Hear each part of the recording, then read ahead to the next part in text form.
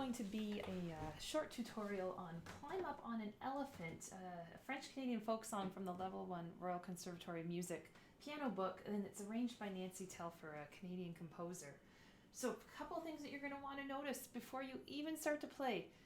Both the clefs at the starting of this song are bass clefs, so that means that both your hands are going to be middle C and lower for the most part in this song until it changes at measure, measure 11. So in the middle, right in the middle of the song, it switches off. So we're going to be low end of the piano. You also have two flats at the beginning of your music. So if you look at the beginning of your music, you're going to see that you have a B flat and an E flat. So that means every time you play a B and every time you play an E, you're going to have to make sure that they're flat. So lowering the note, going a half a step lower. So our opening little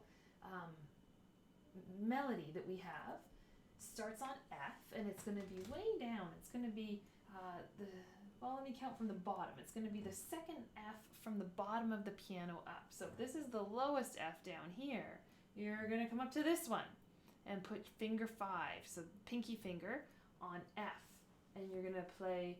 And one other thing too, your time signature is 6/8. So you're going to be counting 1, 2, 3, 4, 5, 6.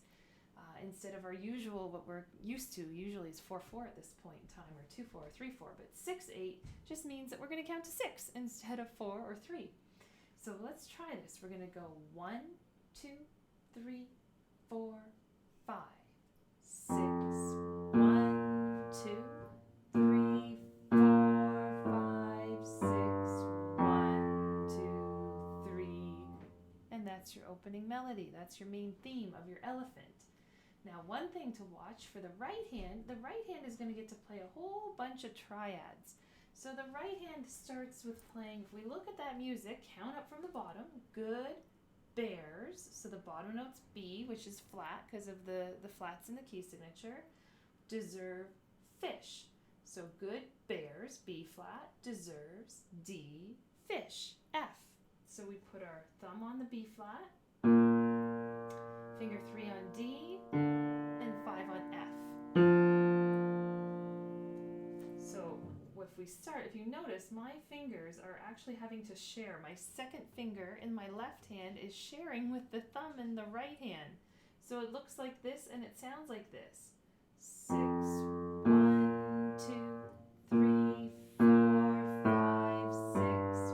1, 2, 3, 4, 5, 6. 1, 2, 3, 4, 5, 6. 1, 2, 3, 4, 5. Then we do it all over again. 6, 1, 2, 3, 4, 5, 6. 1, 2, 3, 4, 5, 6. 1, 2, 3, 4, 5, 6. 1, 2, 3, 4, 5, 6. Always make sure you count to a full 6. Don't rush any of those beats. Now, if you look, we're going lower on the piano. So let's count down. We have some ledger lines here, right? So if you start on the bottom line of the bass staff, we know that that's a G. The space below it would be F. That little first ledger line is E, then a D, then a C, then a B. So we're going to be all the way down at this B flat. So it's the second B flat up from the low end of the piano. So it sounds like this. 1, 2, 3, 4, 5, 6. 1, 2, 3, 4, 5, 6. 1, 2, 3, 4. And then the right hand, if you notice, is back into the treble clef, familiar territory for us. And it's going to come in on beat 6 with the left hand. They should sound the same because they're both Fs in both hands. 6, 1, 2, 3, 4, 5, 6. 1, 2, 3, 4, 5, 6. 1, 2, 3, 4, 5, 6. 1, 2, 3, 4, 5, 6. 1, 2, 3, 4, 5, 6. 1, 2, 3. Off the left hand. 6, 1, 2, 3, 4, 5, 6. 1, 2,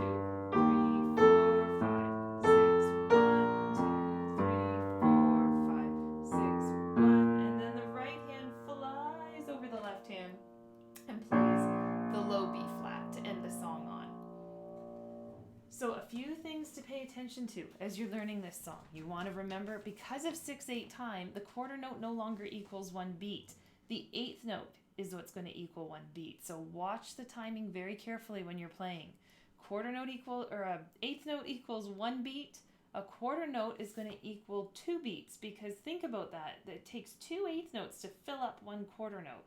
So a quarter note now equals 2, and a dotted quarter note equals 3. So really watch your counting carefully when you're doing this. I would suggest starting it hand separately when you start learning this piece, because those chords take a bit of time to learn how to move your hand quick enough to them. So take your time in learning those. And then the left hand, of course, you've got a whole whack of ledger lines in the left hand. So don't cheat by just listening to it and figuring it out by ear, for those of you that are ear players out there. But make sure that you're taking your time to learn those notes and figure out the names of them. If you do the tough work now, over time, you're going to get to know those notes just as well as you recognize middle C on the piano. So count carefully, read your notes, and take your time learning this one. It's a fun song, but don't rush the process. Have fun.